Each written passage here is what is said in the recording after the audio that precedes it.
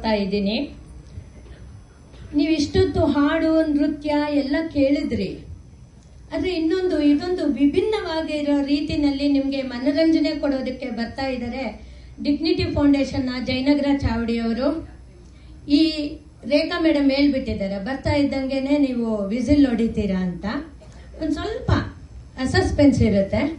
ಇತ್ತೀಚೆಗಷ್ಟೇ ರಿಲೀಸ್ ಆಗಿರೋ ನೀವು ನರಸಿಂಹ ಚಿತ್ರ ಮೂವಿನ ನೋಡಿದಿರಲ್ವಾ? ನೋಡಿರೋರ್ಗೆಲ್ಲರಿಗೂ ಅನ್ಸಿರುತ್ತೆ ಕತೆ ಮಾಮೂಲಿ ಆದ್ರೂ ಏನೋ ಒಂದು ವಿಭಿನ್ನವಾಗಿ ಚೆನ್ನಾಗಿದೆ ಅಂತ. ಅದೇ ರೀತಿನೇ ಆ ಕತೆನೆ, ನೀವು ಕೇಳಿರೋ ಕತೆನೆ ವಿಭಿನ್ನವಾಗಿ ಸಂತೋಷ ಕೊಡೋದಕ್ಕೆ, ಮನರಂಜನೆ ಕೊಡೋದಕ್ಕೆ ನಿಮ್ಮ ಮುಂದೆ ಬರ್ತಾ ಇದ್ದಾರೆ ಜಯನಗರ ಟೀಮ್. ಚಪ್ಪಾಳೆ ಹೊಡಿಲೇಬೇಕು. ಯಾಕೆ ಅಂದ್ರೆ ಅವರು ಬರೋದಕ್ಕೆ ನೀವು ಸ್ಫೂರ್ತಿ ಕೊಡಬೇಕು, ಪ್ರೋತ್ಸಾಹ ಕೊಡಬೇಕು, ಆನಂದಿಸಬೇಕು ಅನ್ನೋದೇ ನನ್ನ ಆಸೆ. ಒಮ್ಮೆ ವಿಶ್ವ ರಕ್ಷಕನಾದ ಮಹಾವಿಷ್ಣುವಿನ ದರ್ಶನ ಪಡೆಯಲು ಬ್ರಹ್ಮ ಮಾನಸ ಪುತ್ರರಾದ ಸನಕ ಸನಂದರು ಆಗಮಿಸುತ್ತಾರೆ.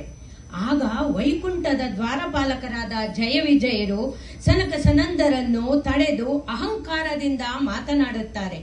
ಅವರಿಗೆ ಮಹಾವಿಷ್ಣುವಿನ ದರ್ಶನಕ್ಕೆ ಅವಕಾಶವು ನೀಡುವುದಿಲ್ಲ. ಇದರಿಂದ ಕೋಪಗೊಂಡ ಸನಕ ಸನಂದರು ಜಯವಿಜಯರನ್ನು ಶಪಿಸುತ್ತಾರೆ. ಈ ಶಾಪದ ಫಲವಾಗಿ ಜಯವಿಜಯರು ಭೂಲೋಕದಲ್ಲಿ ಹಿರಣ್ಯಾಕ್ಷ ಮತ್ತು ಹಿರಣ್ಯಕಶ್ಯಪುವಾಗಿ ಜನಿಸುತ್ತಾರೆ. ದೇವತೆಗಳೆಲ್ಲರನ್ನು ಯುದ್ಧದಲ್ಲಿ ಸೋಲಿಸಿ ಇಡೀ ವಿಶ್ವವನ್ನೇ ತಮ್ಮ ಕೈವಶ ಮಾಡಿಕೊಳ್ಳಬೇಕೆಂಬ ಇವರ ಹೆಬ್ಬಯಕೆ. ಭೂದೇವಿಯನ್ನು ಎಳೆದಾಡಿ ಅವಮಾನ ಮಾಡಿ ಹಿರಣ್ಯಾಕ್ಷನನ್ನು ಮಹಾವಿಷ್ಣುವು ವರಾಹಾವತಾರ ತಾಳಿ ಸಂಹಾರ ಮಾಡುತ್ತಾನೆ. ಇದರಿಂದ ವ್ಯಗ್ರನಾದ ಹಿರಣ್ಯಕಶ್ಯಪುವು ಇನ್ನೂ ಶಕ್ತಿವಂತನಾಗಲು ಬ್ರಹ್ಮನನ್ನು ಕುರಿತು ತಪಸ್ಸು ಮಾಡುತ್ತಾನೆ. ಅವನ ತಪೋಭಂಗವಾಗಲು ದೇವೇಂದ್ರನು ಮಾಡಿದ ಎಲ್ಲಾ ಪ್ರಯತ್ನಗಳು ವಿಫಲವಾಗುತ್ತದೆ.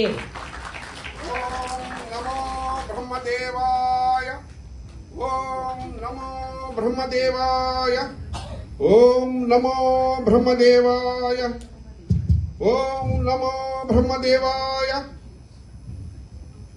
ಕಡೆಗೆ ಬೇರೆ ದಾರಿ ಕಾಣದೆ ಬ್ರಹ್ಮದೇವನು ಪ್ರತ್ಯಕ್ಷನಾಗುತ್ತಾನೆ. ಹಿರಣ್ಯಕಶ್ಯಪುವಿಗೆ ಬೇಕಾದ ವರಗಳನ್ನು ಬೇಡಿಕೊಳ್ಳುವಂತೆಯೂ ಹೇಳುತ್ತಾನೆ. ಹೇ ಬ್ರಹ್ಮದೇವನೇ, ಕಮಲಾಸನನೇ, ಭಕ್ತರ ಬಾಂಧವನೇ, ನನಗೆ ಎಂದೂ ಮರಣ ಬಾರದಂತೆ ಅಮರತ್ವವನ್ನು ದಯಪಾಲಿಸು ದೇವ. ಆಗ ಬ್ರಹ್ಮನು ಹಿರಣ್ಯಕಶ್ಯಪು, ಹುಟ್ಟಿದ ಜೀವಿ ಸಾಯಲೇಬೇಕು ಎಂಬುದು ಪ್ರಕೃತಿ ನಿಯಮ. ಅದನ್ನು ಮೀರಿ ನಾನು ವರ ನೀಡಲು ಸಾಧ್ಯವಿಲ್ಲ.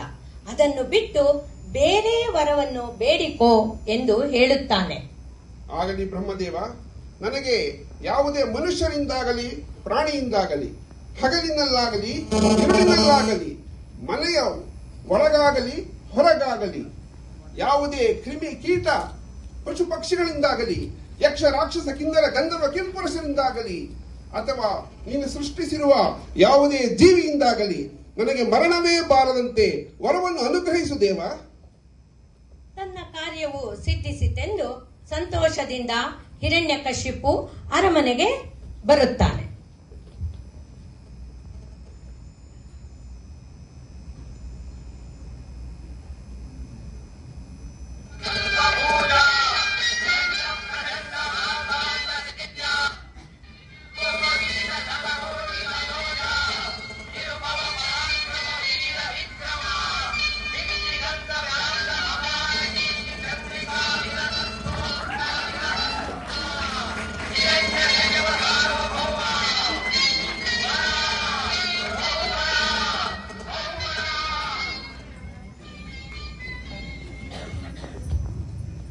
ಬನ್ನಿ ಸ್ವಾಮಿ, ಬನ್ನಿ. ಹಯಾದು, ನಮ್ಮ ಅರಮನೆಯಲ್ಲಿ ಎಲ್ಲರೂ ಕ್ಷೇಮವೇ? ಎಲ್ಲರೂ ಕ್ಷೇಮ ಸ್ವಾಮಿ. ನಮಗೊಂದು ಶುಭ ಸುದ್ದಿ ತಿಳಿಸಬೇಕಾಗಿದೆ. ನಮಗೊಬ್ಬ ಜಗದೋದ್ಧಾರಕ ಜನಿಸಿದ್ದಾನೆ. ಅವನು ಜನಿಸಿದ ಸಮಯ 3 ಲೋಕಕ್ಕೆ ಮಂಗಳಕರವಾದದ್ದು. ಅವನು ಜನಿಸಿದ ಸಮಯದಲ್ಲಿ ಆಕಾಶದಿಂದ ಪುಷ್ಪವೃಷ್ಟಿಯಾಯಿತು, ತಂಪಾದ ಗಾಳಿ ಬೀಸಿತು, ಸುಮಧುರ ಗಾನ ಕೇಳಿ ಬಂತು. ಜಗದ ಜೀವಿಗಳೆಲ್ಲ ಸಂತೋಷದಿಂದ ನಲಿದಾಡಿದವು. ಸಾಕು, ನಿಲ್ಲಿಸು.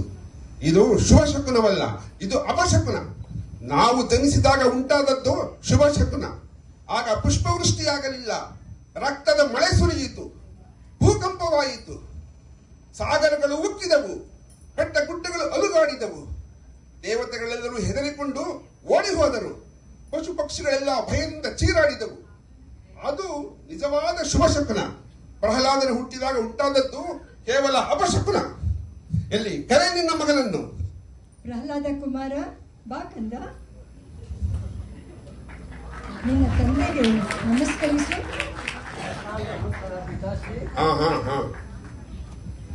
ಕುಮಾರ, ನೀನು ಗುರುಕುಲದಲ್ಲಿ ಕಲಿತ ವಿದ್ಯೆಯನ್ನು ನಿನ್ನ ತಂದೆಯ ಮುಂದೆ ಪ್ರದರ್ಶಿಸು.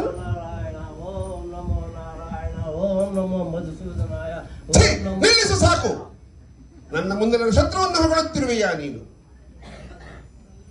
ನೀನು ನಾನು ಹೇಳಿದಂತೆ ಕೇಳಬೇಕು, ನಾನು ಹೇಳಿಕೊಡುವ ಪಾಠವನ್ನು ಕೇಳಬೇಕು. ಆಯ್ತು ಪಿತಾಶ್ರೀ, ನಾನು ಯಾರಿಂದಲೂ ಬೇಕಾದ್ರೂ ಕಲಿಯುತ್ತೇನೆ. ಈಗ ನಾನು ಹೇಳಿದಂತೆ ಹೇಳು. ಓಂ ನಮೋ ಹಿರಣ್ಯಾಕ್ಷಾಯ, ಓಂ ನಮೋ ನಾರಾಯಣಾಯ, ಓಂ ನಮೋ ರಾಕ್ಷಸರಾಜಾಯ, ಓಂ ನಮೋ ಮಧುಸೂದನಾಯ. ಸಾಕು, ನಿಲ್ಲಿಸು ಮೂಢ. ನನ್ನ ಮುಂದೆ ನನ್ನ ಶತ್ರುವನ್ನು ಹೊಗಳ ನಿನಗೆ ಎಷ್ಟು ಧೈರ್ಯ? ನಿನಗೆ ಇದಕ್ಕೆ ತಕ್ಕ ಶಿಕ್ಷೆ ಆಗಿಯೇ ಆಗುತ್ತದೆ. ಸ್ವಾಮಿ, ಪ್ರಹ್ಲಾದ ಇನ್ನು ಚಿಕ್ಕವನು, ದಯವಿಟ್ಟು ಅವನನ್ನು ಕ್ಷಮಿಸಿಬಿಡಿ. ಸಾಧ್ಯವಿಲ್ಲ ಕಯಾದು. ಇವನು ನನ್ನ ಮುಂದೆಯೇ ನನ್ನ ಶತ್ರುವನ್ನು ಹೊಗಳುತ್ತಿರಬೇಕಾದ್ರೆ ನಾನು ಹೇಗೆ ಸಹಿಸಿಕೊಳ್ಳಬೇಕು? ದೂತರೆ, ಇವನನ್ನು ಎಳೆದುಕೊಂಡು ಹೋಗಿ ಬೆಟ್ಟದಿಂದ ತಳ್ಳಿಬಿಡಿ. ಇದು ನನ್ನ ಆಜ್ಞೆ.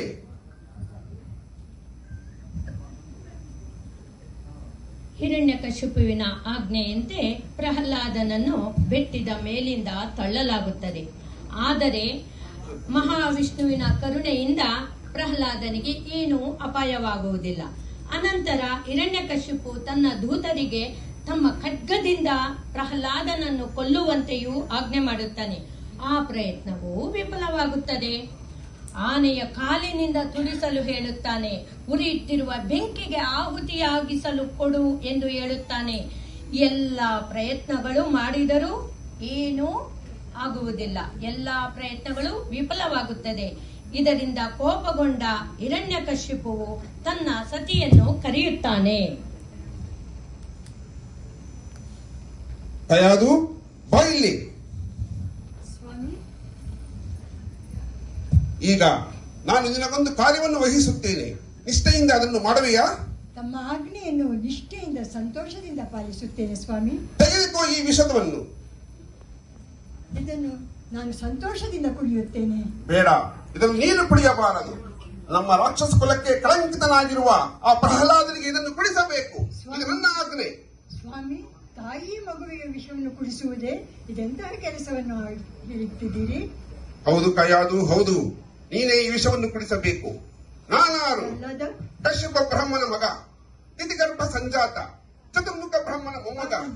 ವಿಧಾತನಿಂದ ವಿಧಿ ಬರಹವನ್ನೇ ಬದಲಾಯಿಸಿ ಮರಣವನ್ನೇ ಮೆಟ್ಟಿನಿಂದ ಮಹಾಪರಾಕ್ರಮಶಾಲಿ, ಅದರ ವಿತರ ಸುತರ ತಲಾತಲ ಪಾತಾಳಗಳನ್ನು ಮೆಟ್ಟಿ ನಿಂತಿರುವ ರಾಕ್ಷಸ ಸಾರ್ವಭೌಮ. ಅಡಿಯಿಟ್ಟಲು ನಡಗುವುದು ಭೂಮಿ, ತಲೆ ಎತ್ತಲು ಬೆಚ್ಚುವುದು ಬಾನು. ಸೃಷ್ಟಿಕರ್ತನ ಈ ಸೃಷ್ಟಿಯೇ ನನ್ನನ್ನು ಕಂಡು ಹೆದರಿ ನಡುಗುತ್ತಿರುವಾಗ ನನ್ನ ಮಗನಾದ ಈ ಪ್ರಹ್ಲಾದನಿಂದ ನನ್ನ ಮಾತನ್ನು ಕೇಳುತ್ತಿಲ್ಲವೆಂದರೆ ನಾನು ಅದನ್ನು ಸಹಿಸಿಕೊಳ್ಳಬೇಕೆ? ಅವನಿಗೆ ವಿಷವನ್ನು ಕುಡಿಸು. ಸ್ವಾಮಿ, ಅವನಿನ್ನು ಚಿಕ್ಕವನು, ಬೆಳೆದ ನಂತರ ಸರಿ ಹೋಗುತ್ತಾನೆ. ಇಲ್ಲ ಕಯಾದು, ಇಲ್ಲ. ವಿಷವೃಕ್ಷವನ್ನು ಚಿಗುರಿನಲ್ಲಿಯೇ ಚೂಟಿ ಹಾಕಬೇಕು. ಅದನ್ನು ಬೆಳೆಯಲು ಬಿಟ್ಟರೆ ಮುಂದೆ ದೊಡ್ಡ ಅಪಾಯವಾಗುತ್ತದೆ. ಅದನ್ನು ಈಗಲೇ ಕುಡಿಸು ಅವನಿಗೆ. ತಾವು ವಿಷವನ್ನು ಉಳಿಸಿದರೋ ಅದು ಅಮೃತವೇ ಆಗುತ್ತದೆ. ನಾನು ಕುಡಿತೇನೆ. ಪ್ರಹ್ಲಾದ, ಪ್ರಹ್ಲಾದ, ಓ ಪ್ರಹ್ಲಾದ,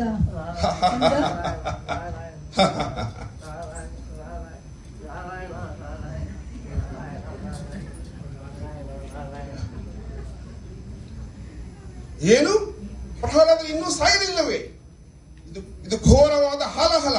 ಇದನ್ನು ಕುಡಿದರೂ ಸಾಯಲಿಲ್ಲವೆಂದರೆ ಇದೆಲ್ಲವೂ ಆ ಮಹಾವಿಷ್ಣುವಿನ ಮಾಯಾ ಜಾಲವೇ ಸರಿ. ನನ್ನ ಶತ್ರುವಾದ ಆ ಮಹಾವಿಷ್ಣುವು ನನ್ನ ಮಗನ ತಲೆಯಲ್ಲಿ ಕುಳಿತು ಮನವಂದಂತೆ ಆಡಿಸುತ್ತಿದ್ದಾನೆ. ಇನ್ನು ನಾನು ಸುಮ್ಮನಿರಬಾರದು. ಏನಾದರೂ ಒಂದು ದಾರಿಯನ್ನು ಕಂಡುಹಿಡಿಯಲೇಬೇಕು.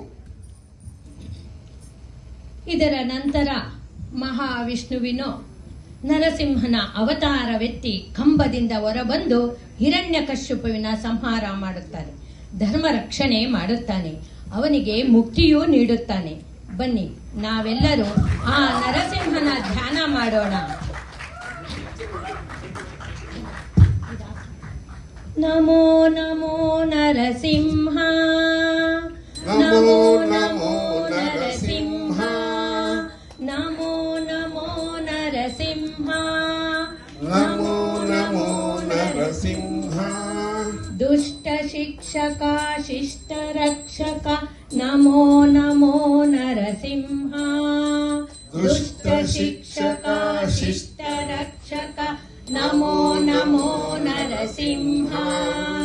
ನಮೋ ನಮೋ ನರಸಿಂಹ, ನಮೋ ನಮೋ ನರಸಿಂಹ. ಭಕ್ತ ಪೋಷಕ ನಮೋ ನಮೋ ನರಸಿಂಹ. ಭಕ್ತ ಪೋಷಕ ನಮೋ ನಮೋ ನರಸಿಂಹ. ಈ ನಾಟಕವನ್ನು ನಿರೂಪಣೆ, ಡೈಲಾಗ್ಸು, ರೈಟರು ಎಲ್ಲ ಗೋವಿಂದ್ ಸರ್ ಅವ್ರದ್ದು. ಚಪ್ಪಾಳೆ ಅವ್ರಿಗೆ. ಭಕ್ತ ಪ್ರಹ್ಲಾದನಾಗಿ ಶ್ರೀವತ್ಸ ಸರ್, ಕಯಾದು ಆಗಿ ಪ್ರೇಮ ಮೇಡಮು, ನಿಮಗೆಲ್ಲ ಹೇಳಿದ್ದು ಶಾಂತ ಆನಂದ್. Thank you.